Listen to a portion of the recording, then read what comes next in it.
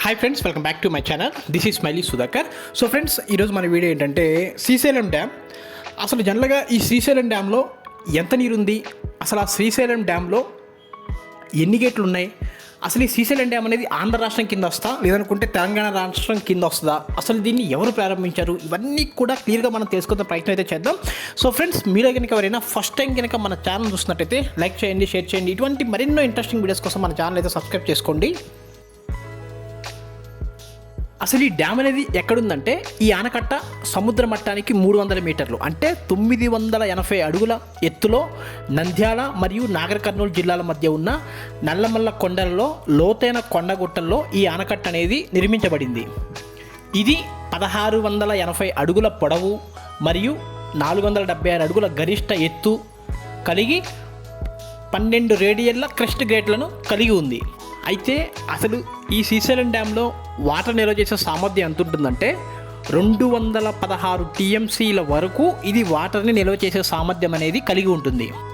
ఇది ఎవరైతే శ్రీశైలం గుడికి వెళ్ళి దర్శించుకోవాలనుకుంటున్నారో ఇది మంచి టూరిస్ట్ ప్లేస్ కూడా చెప్పొచ్చు. ఈ వ్యూ కానీ ఇక్కడ సరౌండింగ్స్ కానీ ఇవన్నీ కూడా ఏంటంటే మనకి చాలా పీస్ఫుల్గా జనరల్గా టూరిస్టులు మనకి ఇట్టే కట్టి పడేస్తాయి. అంత రమణీయంగా చాలా ఆహ్లాదకరంగా ఉంటుంది ఈ డ్యామ్ యొక్క సరౌండింగ్స్లో ఉన్న వాతావరణం ఇదంతా కూడా.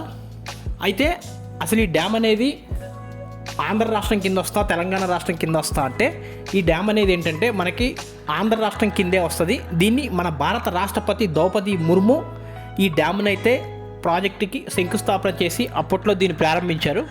అయితే ఈ డ్యామ్ అనేది 12 రేడియల్ క్రెస్ట్ గేట్లను కలిగి ఉంది. ఒకేసారి కనుక 12 గేట్లను కనుక తెరిస్తే ఆ వాటర్ ఫ్లో కానీ ఇదంతా కూడా ఏంటంటే చూడటానికి చాలా చక్కగా ఉంటుంది.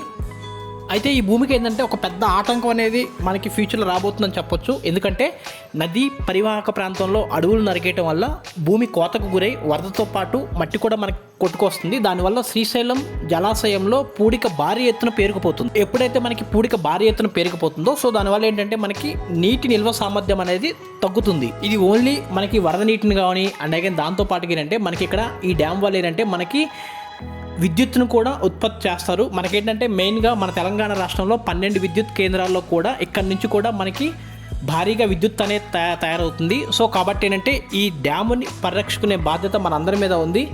అయితే దీని ఫస్ట్లో ఏంటంటే ఇది కేవలం జల విద్యుత్ ప్రాజెక్టుగానే ప్రతిపాదించిన ఈ ప్రాజెక్టు తర్వాతి కాలంలో నీటిపారుదల అవసరాలకు కూడా చేర్చడంతో బహుళ సార్థకారత ప్రాజెక్టుగా మారింది. సో ఈ ప్రాజెక్టు వల్ల ఏంటంటే మనకి ఎంత వరద నీరు అనేది కొట్టుకు వచ్చినా కానీ ఇది నీటిని నిల్వ చేసే సామర్థ్యం అది ఉంటుంది. ప్లస్ దాంతోపాటుగా ఏంటంటే మనకి విద్యుత్ తయారవుతుంది. సో ఇది ఫ్రెండ్స్ ఈరోజు వీడియో. మీకు కనుక ఈ వీడియో నచ్చితే వీడియో ఎలా ఉందో కింద కామెంట్ చేయండి. థ్యాంక్